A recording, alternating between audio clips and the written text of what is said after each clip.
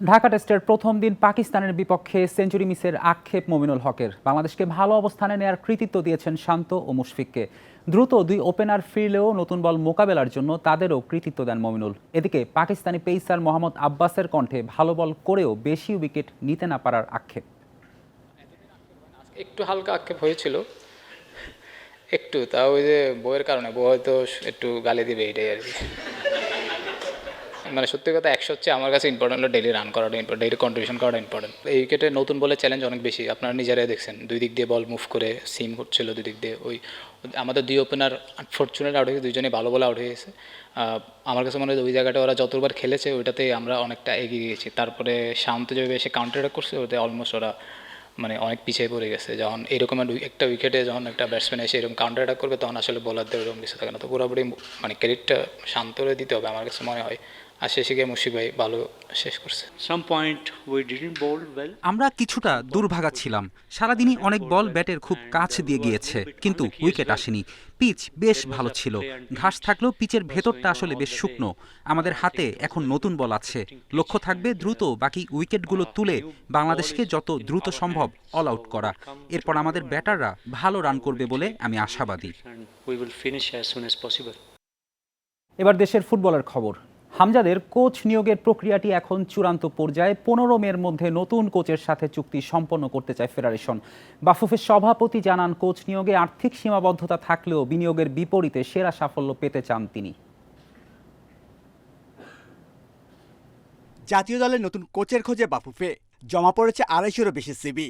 ধাপে ধাপে তা নেমে এখন দাঁড়িয়েছে 11 জনে। চলছে অনলাইন সাক্ষাৎকার, শোনা হচ্ছে কোচদের চাওয়া পাওয়া। বাফুফে দেখছে তাদের অভিজ্ঞতা ও সফলতা। চলছে বেতন নিয়ে দর কষাকষি। ন্যাশনাল টিমস কমিটির সভায় বেঁধে থাকা 3 দিনে শেষ হয়নি কোচদের বাছাই প্রক্রিয়া। কে হবে হামজাদের নতুন কোচ তা নিয়ে আগ্রহের কমতি নেই। অবশেষে কোচ ইস্যুতে স্পষ্ট বার্তা দিলেন বাফুফের সভাপতি।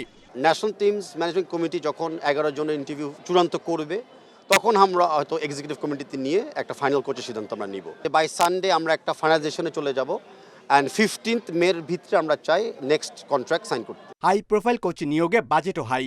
ওয়েলস কোচ ক্রিস কোলম্যান চেয়েছেন $26,000। ব্রাজিলিয়ান কোচ রোজারিও মিকেলের দাবি $30,000। তবে প্রশ্ন সাবেক কোচ কাবরেরার পেছনে। $13,000 খরচ করা বাফুফের সীমিত বাজেটে কি হাই প্রোফাইল কোচ কাউকে নেওয়া সম্ভব? বাফুফের সভাপতি বিষয়টি দেখছেন ভিন্নভাবে। বিনিয়োগের বিপরীতে চান সেরা সাফল্য। বাজেট বেশি হলে সরকার স্পন্সরদের সাথে আলোচনা করে আর্থিক চ্যালেঞ্জ মোকাবেলা করতে চান তিনি। আর বাজেট হলো নট অ্যাবাউট মানে কত দিচ্ছেন কাউকে, বাজেট হলো কি বিনিয়োগ করছেন তার বিপরীত আমরা কি পাচ্ছি। তো তার সাথে আমাদের আগামী 2 বছরের ক্যালেন্ডারও আমাদের বিবেচনা করতে হবে যে কী ধরনের টুর্নামেন্টস আমরা খেলতে যাচ্ছি, কী ধরনের টিম আমরা গঠন করতে চাই। সব বিবেচনা করে আমরা যখন কোচের সাথে চূড়ান্ত করব, finance will be important but probably the last criteria. Coach নিয়ে সোশ্যাল মিডিয়াতে অনেক গুঞ্জন শোনা গেলেও তার কোনো ভিত্তি নেই বলে উড়িয়ে দিয়েছেন বাফুফের সভাপতি। Shamim Ahmed, independent news, Dhaka. ক্রীড়া প্রতিমন্ত্রী আমিনুল হকের আমন্ত্রণে নতুন করে স্পোর্টসে খুদে ক্রিকেটারদের ম্যাচ দেখলেন হামজা চৌধুরী। প্রতিভা অন্বেষণের এমন কার্যক্রমে যুক্ত হয়ে কিশোর কিশোরীদের উৎসাহ দিয়েছেন লেস্টার তারকা। নতুন করে থেকে ভবিষ্যতে তার চেয়েও বড় তারকা উঠে আসবে বলে আশা হামজার। ফুটবলার হামজা চৌধুরী আসলেন খুদে ক্রিকেটারদের ম্যাচ দেখতে। ঢাকার মাঠে জাতীয় দলের তারকা ফুটবলারকে রাজকীয়ভাবে বরণ। মেধাবী ক্রীড়াবিদদের তুলে আনতে সরকারের উদ্যোগ, নতুন করে স্পোর্টস আয়োজনের সাক্ষী হলেন লেস্টার তারকা। হামজাকে কেন্দ্র করে মাঠে উৎসবের আমেজ। হাত মেলানো থেকে ছবি তোলা, একই সাথে হামজার অটোগ্রাফ নেওয়ার আবদার ছিল প্রতিযোগিতায় অংশ নেওয়া কিশোর কিশোরীদের। ভিড় সামলাতে আয়োজকদের হিমশিম খেতে হয়েছে।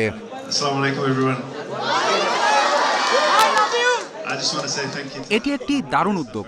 এখান থেকে আরও অনেক বড় তারকা বের হবে, হয়তো আমার চেয়েও বড়, এমনকি আমাদের সাবেক অধিনায়ক আমিনুল হকের চেয়েও বড়। এ ধরনের পরিকল্পনার মাধ্যমে আমাদের দেশ বিভিন্ন খেলাধুলায় বিশ্ব মানচিত্রে জায়গা করে নেবে।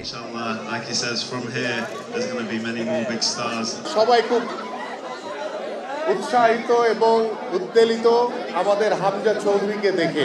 আজকের এই নতুন করে স্পোর্টসকে আরো অনেক বেশি উৎসাহিত করার জন্য হামজা চৌধুরী আজকে আমাদের মাঝে উপস্থিত হয়েছে।